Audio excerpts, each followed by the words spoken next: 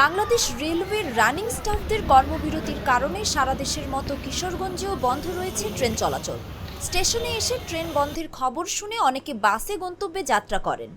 অনেক শখ করে ট্রেন দিয়ে যাওয়ার জন্য আসছিলাম, তা আজকে আইসা শুনি ট্রেন বন্ধ। ট্রেন চলাচল বন্ধ ধর্মঘটের কারণে এখন আমাদের বাই রুটে চলাচল করতে হইতেছে, একটু ভোগান্তির শিকার হইতেছে। আগামীকাল বুধবার 29 তারিখের টিকিট কাটছিলাম, ট্রেনের টিকিট কাটছিলাম বিজয় এক্সপ্রেসের, এই চট্টগ্রাম যাবো ব্যবসায়িক কাজে। তো এখন লোক মারফত শুনতে পারতেছি ট্রেন বন্ধ। এছাড়া জরুরি প্রয়োজন না থাকা যাত্রীদের অনেকে বাড়ি ফিরে যান।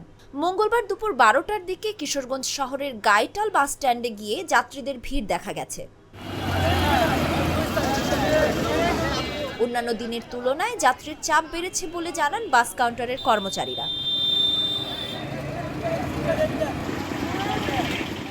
কিশোরগঞ্জ গাইডাল বাসস্ট্যান্ড থেকে সায়দাবাদ ও গুলিস্তানগামী যাতায়াত প্রাইভেট লিমিটেড বাসের কাউন্টার মাস্টার বাশার জানান, অন্য সাধারণ দিনে সকাল থেকে দুপুর 12টার মধ্যে 10 থেকে 12টা বাস ঢাকার উদ্দেশ্যে ছেড়ে যায়, কিন্তু আজ এরই মধ্যে 16টি বাস ঢাকার উদ্দেশ্যে কাউন্টার ত্যাগ করেছে।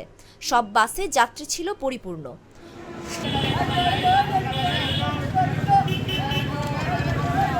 কিশোরগঞ্জ রেল স্টেশনের মাস্টার খলিলুর রহমান বলেন, রানিং স্টাফ কর্মচারীদের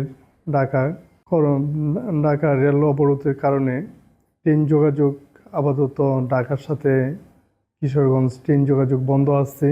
বন্ধ থাকার কারণে যাত্রীদের ভোগান্তির শিকার হচ্ছেন।